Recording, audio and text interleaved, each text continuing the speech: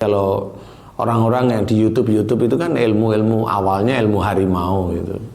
Ilmu yang kalau dia punya jin itu kalau muncul itu kayak kakek-kakek berjenggot putih, pakai jubah gamis Arab. Oh, itu harimau. Itu biasanya harimau yang seperti itu. Nah, itu bisa, ilmu awalnya. Bisa bikin sakit badan nggak itu Pak Ustaz? Wallahu alam ya, karena saya juga intinya kalau ilmu itu yang ditakutkan itu merusak iman aja. Merusak iman. Itu kalau jin yang jubah putih, jenggot atau bersorban, bagi orang yang nggak paham disangkanya ini adalah Muslim dan ini yang harus dituruti apa katanya. Iya emang gitu. Nah itulah yang merusak iman itu.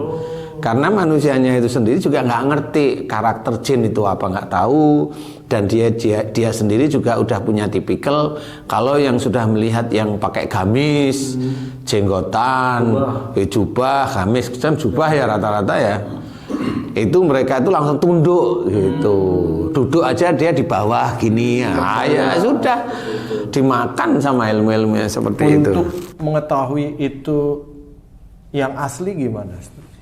Tidak bisa, karena jinnya itu sudah membaca di orang ini takut dengan orang yang berjubah, jadi dia itu ya pakai yang berjubah. Jadi orang itu dia akan nurut kalau dia diomongin. Karena udah dibaca pikirannya. Iya, seperti itu. Jadi banyak kasus, jadi penyakit itu ya sama, cuma kalau ilmu dengan penyakit beda. Kalau rata-rata biasanya penyakit itu yang bisa merusak organ itu biasanya jinnya jin angkasa. Jin lebih angkasa. Pintar, ya? Iya, lebih pintar daripada orang-orang bumi lah. Jadi jin itu bisa merusak, bisa jadi memunculkan sel baru, jadi kayak tumor, kanker, itu jin angkasa. Apakah orang menjadi pintar di atas rata-rata jin angkasa juga? Bisa, jin angkasa itu ya, penemu-penemu itu ya jin angkasa juga. Jin itu bisa menjadi penyakit, bisa juga menjadikan orang ilmu, pintar. ya, bisa aja. Kalau memang dia itu tidak punya Allah ya bisa. Semua itu bisa. Lah orang yang dekat sama, kemarin itu ada saya bertemu dengan salah seorang ustadz itu. Dia belajar salah satu ilmu untuk bisa berbicara bahasa asing. Bahasa asing? Iya. Itu dia hanya cuma disuruh puasa, dia ada di Jawa Timur, jadi disuruh puasa 9 hari, kemudian disuruh minum air, casis ngomong sama saya. Itu yang ngomong siapa Ustaz? Ya adalah teman saya, ya ada ya teman di maksudnya yang ngomong pintar bahasa yang pintar itu? Bahasa itu ya jin sama lah. Kalau dia suruh puasa 9 hari, kemudian dikasih air minum, ya air minum itu sama, cuma yang ngasih kan kiainya ya begitulah. Ngomongnya dengan penuh kesadaran. Ya sadar, tapi ya dia sendiri juga bingung kenapa saya bisa ngomong ya gitu. Jadi nyantel juga. Emang ada orang kesurupan bisa bahasa Cina, padahal dia nggak bisa. Iya, itu sama juga. Hampir mirip lah ya, cuma itu ditertibkan dengan puasa, ditertibkan dengan bacaan tertentu, sebenarnya mirip-mirip seperti itu. Kalau misalnya gini Pak Ustadz, itu kan tadi bakteri sudah ada di dalam tubuh manusia. Nah, jin itu juga sudah ada di dalam tubuh manusia. Karena watak, karena perilaku tidak baik dulu. Jadi tidak baik dulu, dia pasti harus. Walaupun keseharian misalnya seseorang itu sholat seperti itu Pak Ustadz, jin bisa masuk juga? Iya bisa, kalau dia sholat tapi mulutnya pedas ya mau gimana? Terus waktu sholat jinnya enggak keluar seperti itu? Enggak. Loh. Tidak ada jin itu bisa keluar, kecuali ada orang yang memang diizinkan oleh Allah Ta'ala bisa mengeluarkan jin ya. Kalau keluar nggak bisa keluar. Berarti sholat itu tidak bisa menamengi diri dari masuknya jin. Enggak.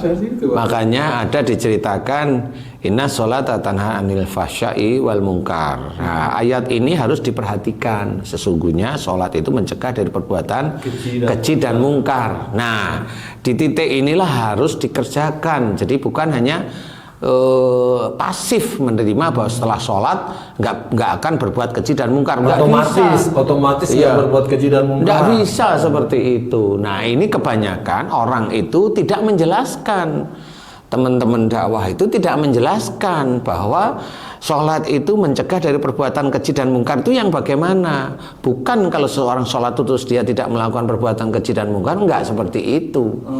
Jadi difahami bahwa kalau sholat berarti orang ini sudah mulai patuh pada Allah. Termasuk bacaan-bacaan itu kan bacaan-bacaan yang isinya itu baik. Ada bacaan yang isinya disuruh memaafkan, disuruh mendoakan, memohon doa pada Allah Ta'ala agar menjadi seperti ini, dijauhkan dari orang kafir. Itu kan doa-doa bagus sebenarnya.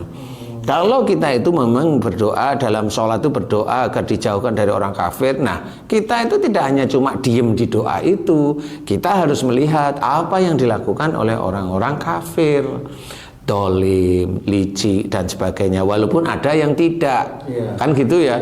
Tetapi rata-rata seperti itu. Nah, orang-orang Muslim yang memang dia sendiri kafir, dia sendiri itu dolim, dia sendiri itu aniaya, kemudian dia korupsi, ya termasuk macam-macam. Nah itu sebagian dia mengkafiri dia menutupi, ya mengkafiri ayat-ayat yang sebenarnya diajarkan dalam Islam. Dia juga kafir ayat sebenarnya. Tapi dia tidak sadar, dia kafir ayat karena dia dolim, berbuat aniaya. Itu kan kafir ayat sebenarnya. Kayak umpamanya wa may yaf'al dzalika udwana wa dzulman fasaufa nuslihi narom. Nah, di situ diceritakan, dan kalau seorang itu berbuat dolim, berbuat aniaya, maka akan dimasukkan ke dalam neraka. Nah, kalau seorang ini berbuat dolim, berarti dia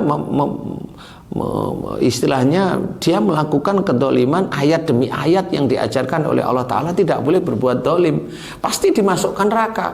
Itu bukan, ayat ini bukan untuk orang-orang kafir atau orang non muslim saja, enggak, tapi orang muslim yang dia berbuat dolim, berbuat aniaya, itulah dia pasti masuk neraka.